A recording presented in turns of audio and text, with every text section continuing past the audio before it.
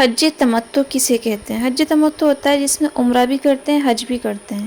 اس میں کیا ہوتا ہے کہ عمرہ کا احرام آپ کو باندھنا ہوتا ہے، اور ٹھیک ہے، وہ باندھ کے آپ جاتے ہیں، پہلے عمرہ ادا ہوتا ہے، پھر 8 ذی الحجہ کی صبح کو یا 7 ذی الحجہ کی رات کو حج کا احرام بنتا ہے وہاں جا کر، ٹھیک ہے۔ باقی یہاں پر آتا ہے کہ کیسے کرنا ہے احرام، کب باندھنا ہے، کیا ہے اس کے شرائط۔ تو دیکھیں، احرام کے کچھ خاص شرائط نہیں۔ احرام سے پہلے آپ تھوڑا خوشبو لگا لیں اور اس کے بعد احرام باندھیں۔ اور مردوں کا احرام وہی 2 کپڑے ہوتے ہیں، 2 چادر ہوتی ہے، ایک اوپر اور نیچے۔ عورت کا جو احرام ہے اس کا کوئی احرام نہیں ہوتا، وہی جو عام اس نے کپڑے پہنے ہوتے ہیں وہی ہوتے ہیں۔ آج کل جو وہ ایک احرام کے نام پہ سفید لباس کا وہ دکھا رکھا ہے، تو اس کا شریعت سے کوئی لینا دینا نہیں ہے۔ جو اس کا عام کپڑے ہیں وہی اس کا احرام ہے۔ باقی وہاں پہ جب آپ نے احرام باندھ لے، آپ نے 2 رکعت نفل ادا کرنی ہے، اور یہ 2 نفل جو ہے آپ کہیں بھی پڑھ سکتے ہیں۔ آپ گھر میں بھی پڑھ کے جا سکتے ہیں احرام باندھنے کے بعد، یا آپ جو ہے ایئرپورٹ پہ بھی پڑھ سکتے ہیں، اتنا بھی ٹائم ہے تو ٹھیک ہے، کہیں بھی آپ اس کو پڑھ سکتے ہیں۔ اور اس کے بعد آپ نے پڑھنا ہے 3 مرتبہ لبیک اور 1 مرتبہ درود شریف۔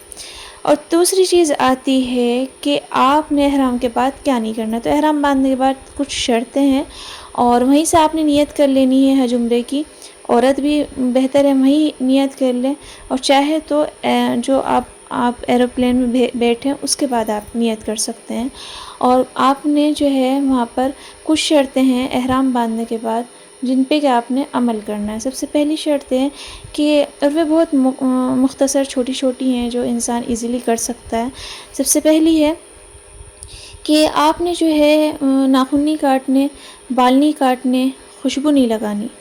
خوشبو لگانا، بال کاٹنا، صاف صفائی کرنا، یہ سارے کام آپ نے احرام باندھنے سے پہلے کر لینے ہیں۔ جو بھی زیر ناف کے ہیں یا بغل کے ہیں، یا جو بھی گندگی ہے اور خوشبو لگانا ہے، جو بھی آپ نے کرنا وہ احرام باندھنے سے پہلے کرنا ہے۔ احرام باندھنے کے بعد آپ نے نہ بال کاٹنے، نہ خوشبو لگانی، اور نہ ہی آپ نے شکار کرنا ہے، ٹھیک ہے۔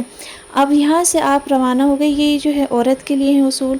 اس کے بعد جب آپ روانہ ہوتے ہیں تو آپ پہنچتے ہیں جدہ میں۔ جدہ میں نہیں، آپ نے ہاں، وہاں جو آپ کا ہوٹل ہوتا ہے وہاں آپ پہنچتے ہیں۔ جب آپ وہاں پہنچیں گے تو وہاں اپنے افراتفری نہیں کرنی، جلد بازی نہیں کرنی، سکون سے آپ نے ریسٹ کرنا ہے، آرام کرنا ہے اپنا۔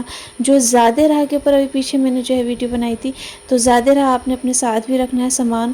اور یہاں سے جا کر آپ جائیں گے بیت اللہ شریف، اور بیت اللہ شریف جب وہاں سے آپ روانہ ہوں گے، بیت اللہ شریف میں جا کے آپ نے عمرہ کرنا ہے، اور عمرہ کر کے آپ نے جو ہے آپ کا عمرہ کمپلیٹ ہو جائے گا۔ اس کے بعد 8 ذی الحجہ کی رات کو نہیں، 8 ذی الحجہ کی صبح میں یا 7 ذی الحجہ کی رات کو آپ نے وہاں پہ جو ہے حج کا احرام باندھنا ہے، ٹھیک ہے۔